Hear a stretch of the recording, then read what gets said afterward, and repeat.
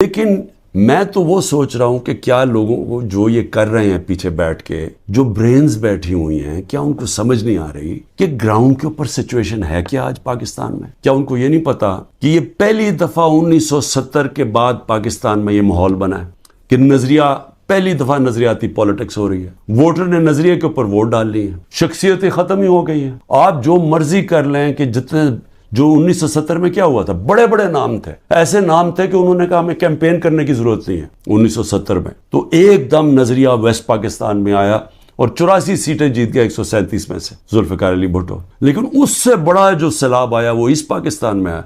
मेरे ख्याल में 168 में से 162 सीटें जीत गया मुजीबुर रहमान। और वो क्या चाह रहा था? इंसाफ चाह रहा था। वो भी हकीकी आजादी की बात कर रहा था। वो भी ये कह रहा था कि हमें जो हमारा हक है वो नहीं मिल रहा, हम आजाद नहीं हैं। जो कि आज जो 27 साल से तहरीक इंसाफ कह रही है, इंसाफ की तहरीक, कि इंसाफ इंसानों को आजाद करता है। तो वो भी यही कह रहा था। वो उस वक्त पाकिस्तान से अलहदा नहीं होना चाहता था। उसके आप पढ़ लें 6 पॉइंट्स, वो सिर्फ इंसाफ चाह रहे थे। और जो हुआ उसके बाद वो यही हुआ कि मिसरीड किया गया, मिसकैलकुलेशन हुई, सही माने में जायजा नहीं ले सके एक सिचुएशन का, सियासी सिचुएशन का, और मुल्क टूट गया।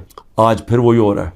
ये जो बनाए जा रहे हैं लोगों को, और ये जो पार्टीज बनाई जा रही हैं, और ये जो लोगों को धकेला जा रहा है, और जो हमारे लोगों को तोड़ा जा रहा है, तो ये समझ नहीं आ रही कि ग्राउंड के ऊपर सिचुएशन वो 1970 वाला है। नजरिया की पॉलिटिक्स आ गई है पाकिस्तान में। क्या ये बाई इलेक्शन पे नहीं नजर आया कि कौम ने कैसे लोग निकले हैं, और पहली दफा sitting government backed by the establishment वो हार जाती है।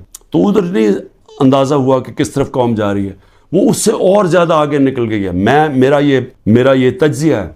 वो आदमी जिसने जीरो से पॉलिटिक्स शुरू की, जीरो से, कोई मेरे बाप दादा कोई पॉलिटिक्स में नहीं था। मैंने जीरो से एक पार्टी बनाई और आहिस्ता आहिस्ता आहिस्ता, कोई शॉर्टकट नहीं लिया। हालांकि मुझे जनरल मुशर्रफ ने ऑफर भी बड़ी ऑफर की थी जब मैं अपनी एक ही सीट जीता था कि उनके साथ मिल जाओ। कोई शॉर्टकट नहीं लिया, बड़ा लंबा रास्ता लेते लेते पार्टी बनाई, और वो पार्टी बनती बनती पाकिस्तान की सबसे बड़ी पार्टी बनी। तो मुझे तो सबसे ज्यादा अंदाजा है जो किसी को नहीं है पाकिस्तान में, किसी का वो तो तजर्बा है ही नहीं जो मेरा है। क्योंकि यहाँ तो सारी बनी बनाई पार्टीज का हिस्सा था, या किसी का बाप था, या कुछ था, या नाना था, या माँ थी पॉलिटिक्स में, या कोई लीडर थे। ये तो इस तरह बने, या वो जनरल ज़िया ने और जनरल जिलानी ने शफकत कर दी बहुत बड़ी एक बिजनेसमैन के ऊपर, और वो पॉलिटिशियन बन गया, और अब उसके बच्चे तैयार हो गए हैं सारे। लेकिन इन्होंने कोई खुद तो पार्टी नहीं बनाई, इन्होंने खुद तो जीरो से कोई पार्टी नहीं बनाई। तो मैं आज आपको कह रहा हूं कि अवाम जिधर खड़ी है, ये जो भी हरकतें कर रहे हैं, इससे सिर्फ नफरतें बढ़ रही हैं। इससे कोई इलेक्शन के ऊपर जो भी कैलकुलेशन है ये गलत होने वाली है। ये जैसी जब इलेक्शन अनाउंस होंगे, प्लान बना हुआ है इमरान खान को डिस्क्वालीफाई करना। बड़ी तेजी से केसेस आगे बढ़ाए जा रहे हैं, और बड़ी किसी तेजी से कि किसी ना किसी तरह इसको डिस्क्वालीफाई करो और या इसको जेल में डालो। और वो मैं तैयार हूं उसके लिए। मुझे पता है कि मैंने अपनी सारी पार्टी को बता दिया कि ये अगले हफ्ते से पूरी तैयारी कर लो कि मैं आपके साथ नहीं हूँगा, तो उसकी भी मैं तैयारी कर रहा हूँ। लेकिन मैं कुछ और कह रहा हूँ, क्या इससे ये पॉलिटिकल इंजीनियरिंग कामयाब हो जाएगी? मेरे ख्याल में इतना ज्यादा धांधली करनी पड़ेगी कि सारा इलेक्शन का प्रोसेस ही खत्म, डिस्क्रेडिट हो जाएगा। जिस तरह वो सिंध में इलेक्शन करवाता है वो जरदारी, वो इलेक्शन तो होता ही नहीं है। पुलिस पूरी पकड़ के लोगों को अंदर डाल रही है, बाकी जो या पैसे दे के खरीद लो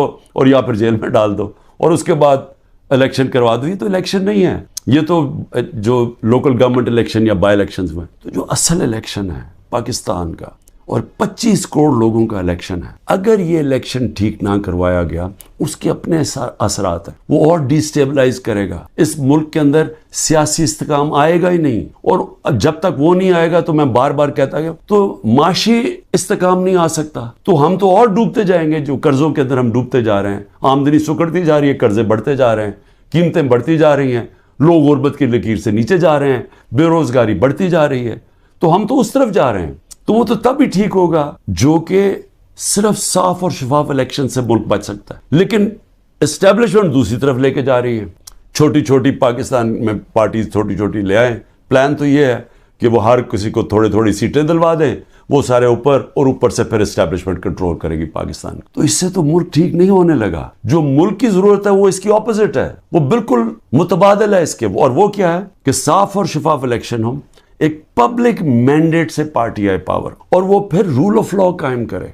लेकिन जो लोग छोड़ छोड़ के जा रहे हैं वो जंगल के कानून से भाग रहे हैं। तो जब वो देखते हैं किसी के घर में भी तोड़ के घुस जाओ, बीवी बच्चों को पकड़ लो, रिश्तेदारों को पकड़ लो, बिजनेसेस बंद कर दो, तो खौफ आ रहा है लोगों को। पहले तो कभी ऐसे सुनते ही नहीं थे, नहीं तो बेचारे गरीब लोगों से ऐसे होता था ना। ये मैं अपनी पार्टी को पहली दफा मैं अपनी पार्टी को कहता हूं, जो हमारे से हो रहा है यहाँ कमजोर से हमेशा होता रहा पाकिस्तान में, जब ताकतवर के सामने खड़ा होता है। और इसीलिए मुल्क आगे नहीं बढ़ सकता, क्योंकि इस मुल्क के अंदर इंसाफ ही नहीं है।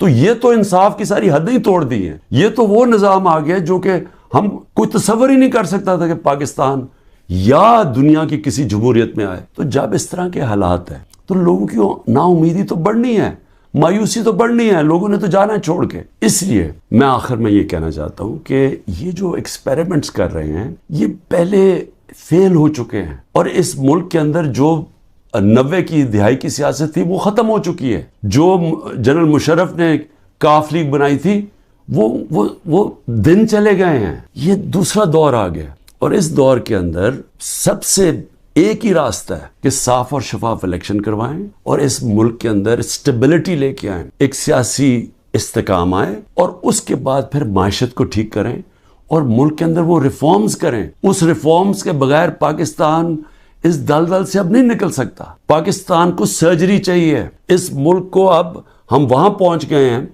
कि अगर हमने अपने सारा गवर्नेंस सिस्टम ना चेंज किया, हमने सारा इंसाफ का निज़ाम ना ठीक किया, हमने जो हमारे गवर्नमेंट कॉरपोरेशंस हैं जो जिस तरह वो इस वक्त बोझ बने हुए हैं, हमने जब तक निचली सतह के लोगों के ऊपर अब उनकी मदद करने के लिए प्रोग्राम्स ना बनाए ताकि उनको हम सहारा दें, क्योंकि अब जो महंगाई आ गई है लोग कैसे गुजारा कर सकते हैं। और जो हमने हेल्थ कार्ड लेके आए थे, सोचें कि पहले ही गुजारा नहीं हो रहा, तो अगर बीमारी होगी घर में, तो अगर आप हेल्थ कार्ड ही ले जाएंगे, हेल्थ इंश्योरेंस, वो कैसे गुजारा करेंगे।